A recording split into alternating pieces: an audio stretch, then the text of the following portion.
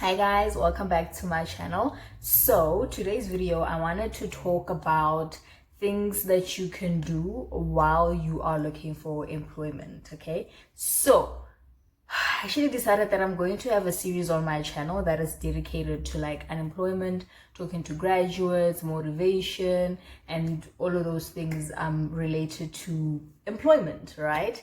And this video I particularly want to speak about 4 things that you can do while you're looking for employment. So if that's what you're interested in, let's just get into this video. The idea of unemployment in South Africa is very scary, right? Like unemployment in South Africa is rife.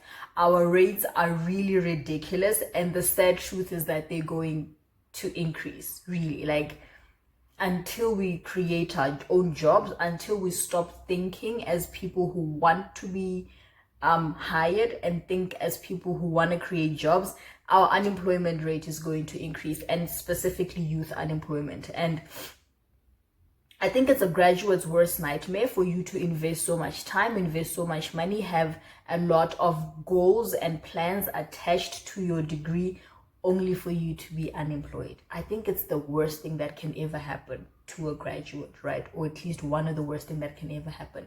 But a lot of times when we talk about unemployment, people just think of it as not having a job, you know? I don't know if I'm going to make sense, but then even you getting a degree or education in one area and being placed or having a job that is totally different from what you studied is considered unemployment. There are different types of unemployment. There's like regional unemployment, there's structural unemployment, there's like cyclical unemployment, there's just like a lot, right? And you not working in the industry or in the area that you studied to work in is also considered unemployment. For instance, for me to have a Bachelor of Arts degree in psychology, sociology, for me to have an honors degree in demography and population studies, and then work at a call center as like a salesperson, not a salesperson, but then example, working as a salesperson at a call center, it's not related to what I studied, and that can also be considered as unemployment. Right? It's not just you not having a job. But what I'm trying to say is that there's a person that commented in the previous video, right? And he said something very profound, and I think it's something that we also need to start thinking about. Like right before, like just after matric, or even when you were in matric in high school, we need to consider the jobs that we want to go in and consider if those things or those jobs or those skills will still be needed 10 years from now, 20 years from now, 50 years from now, right? He said something along the lines of, well, you studied a degree in humanities, something in arts, and why are you shocked that you are unemployed? Because your degree is stupid. Well, he said something along the lines of, I'm not trying to be rude, but your degree is stupid. And being objective and listening to what he was saying or reading what he was saying, I understood where he came from. But a majority of what he was saying is really just uninformed. But he has a point. That's what I'm trying to say, that if you go on Google and you search something like scarce skills in South Africa, right, you probably get like a 2019 edition or 2019 version where they list actual skills that are considered scarce, actual skills that are needed in South Africa, things along the lines of engineering, things like information technology, things like health professions, right? A lot of what I did, that's why I'm saying that guy was a little bit uninformed. A lot of what I did, like data analysis, research, right? Those things are actually still needed, and they'll still be needed like 10, 20, 50 years from now. And a lot of jobs are fading. A lot of skills are not necessarily going to be needed like 10 years from now. For instance, cashiers, right? Petrol attendants, bank tellers. Those things are slowly fading away. So what I'm trying to say is, if you're going to study something, also look at what the country is going to need particularly skills that we're going to need before you go into that area, or before you go study something along those lines, because it's going to be harder for you to get a job. But let's just get into the actual video where I talk about things that you can do if you do find yourself in this situation, and how you can possibly increase your chances for you to get employed. So tip number 1 is, do not panic apply. And by panic apply, I literally mean you're applying for anything, you're applying for everything, you're applying for the sake of applying, and you're just hopeful, and you're going to pray to your lucky stars that you actually get the job, right? There's no strategy in your applying for a job. There's no strategy in you wanting to get a job. And initially, when I started applying for jobs, I was looking at all those things that I have to consider. Is this job in line with my skills? Is it something that I qualify for? Is the location okay? Is the company a company that I'd like to work for? And not just, oh my gosh, I'm just looking for a job, right? Or I just want to get a job.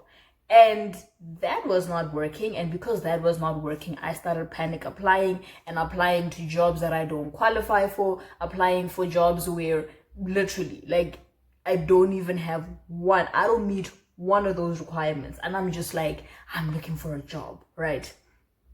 You need to find a job that is suitable for you, right?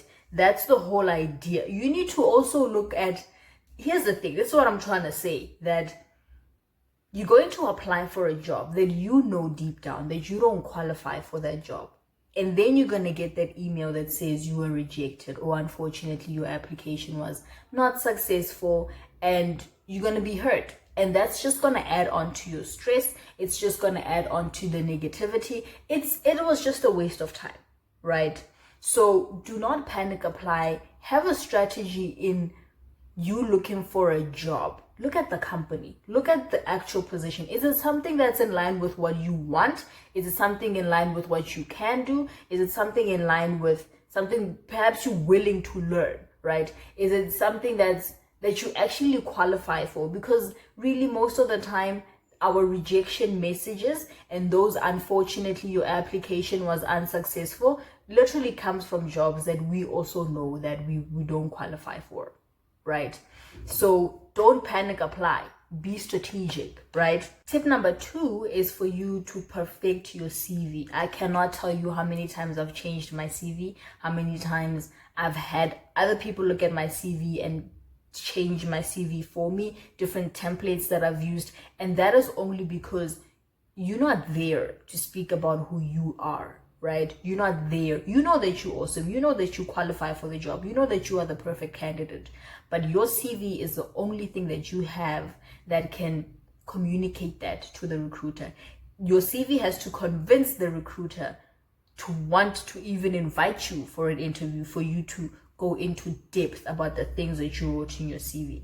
If your CV is not articulating all of those things, all of your skills that you want them to know about, they're not going to call you for the interview, right? Because the interview is going to be a waste of time if already by your CV they do not think that you are the right candidate, right? You know that, but your CV does not say that, right? And therefore you're not going to get called in for an interview, right? So perfect your CV and tailor your CV according to the vacancy. And this is important, and I recently learned this because, for instance, what I studied, a lot of the people who studied what I studied go everywhere. I know people who work at, I have a colleague of mine works at the UN. There's another colleague of mine, he works at Stats SA. There are people who go into banks. There are people who go into private companies, working for insurance companies. There are people who go into like health research, like working for hospitals and doing research for hospitals. Like, how many people are dying in South Africa? What are they dying from? All of those things. I know people who work for the Department of Social Development, or at least they go into the Department of Social Development.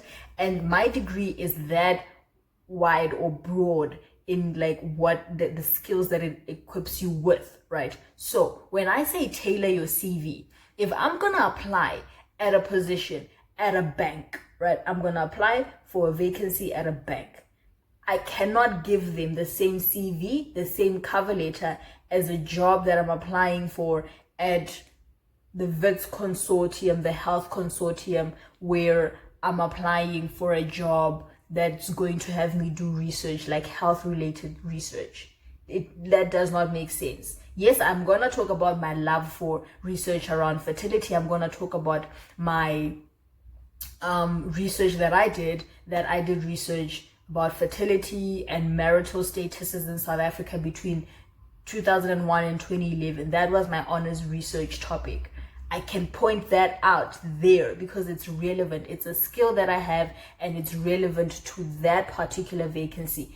At a bank, they don't really care about research in fertility, like who's dying, what are they dying from, like they don't care particularly about that. So you need to be able to shine a spotlight on the certain skills or specific skills that that vacancy is looking for. So tailor your CV to the particular vacancy. Don't just have a standard one that you send to all vacancies and companies and positions. So tip number 3 is for you to practice on your interview skills. Now, you applied for a job that you actually qualify for. Number 2, your CV is perfect, right? And it was able to convince the recruiter for them to call you in for an interview. Now, you have the interview. You need to ace the interview for you to get the job, right? So, practice. Stand in front of the mirror. Answer like standard questions that you get in an interview. I mean, some questions are really standard. Like most of the time, the first question that you're gonna get is tell us a little bit about yourself. You need to be prepared for things like that. Now, you can't be going in there and saying, oh, I have 2 dogs and I love donuts and that's the truth. It's the truth, but it's not necessarily what they're looking for. Sometimes they're looking to see how confident you are and how much you believe in yourself, how you articulate yourself, and all of those things. If you guys want me to make a video about that, I can. Not that I'm very knowledgeable and I'm like great at interviews and stuff. Like I said, I've only had like 5, I think. But I noticed a trend in some of the questions that they ask. What are your strengths? What are your weaknesses? Right? So you need to work on your confidence. You need to be prepared. You need to be able to market yourself, right? And have them be like, we need this person on our company. We need this person on our team, right? So you need to know about the company. You need to know what value you can bring to the company, right? Yes, they can do a lot for you, but what can you do for them? So you need to be prepared for the interview and ace the interview, because once you ace the interview, then you can get the job. Tip number 4, and this is the last tip, right? Make it your job to look for a job, right? And by that, I mean, you don't have a job, you're unemployed, you're looking for a job. In that period, when you're looking for a job, like that 9 to 5, have that be your job. Does that make sense? Like, do everything possible that will secure you a job. If it means going out and volunteering for your CV to look beautiful, right? I recently learned from a lady that I was talking to that you can even do like volunteering like online and things like that, and like virtual. It does not have to be some place that you have to pay for to go and things like that. Like take free online courses, like network on LinkedIn, like get to know people, you know, just do anything and everything possible. Nothing criminal behavior and like, you know, but anything possible that would be able to land you that job. Even consider like internships and consider like graduate programs, right? Like make it a job, make it your job for you to secure a job, right? In that time, if that means waking up every single morning, going to the nearest library for you to get free Wi-Fi so you can apply to as many jobs as possible, do that. That is your job. You don't have a job, right? You're trying to get a job. So those are my 4 tips, right? The things that you can actively do while you're unemployed, and those things are actually going to help you stand out. It's going to help you secure a job, right? Be prepared for interviews. Like fix your CV, perfect your CV so you can land that interview. When you get to that interview, you just have to ace it. So Thank you so much guys for watching this video, and if you liked it, please leave me a like so I know that you guys actually like these videos. And like I said in the beginning, I'm actually thinking of making a whole series on my channel talking about things related to employment, unemployment, graduate struggles, and the things that you can do, tips that I have, experiences that I have. And tell me down below if that's something that you guys would be interested in, and I'll see you guys in the next one. Bye.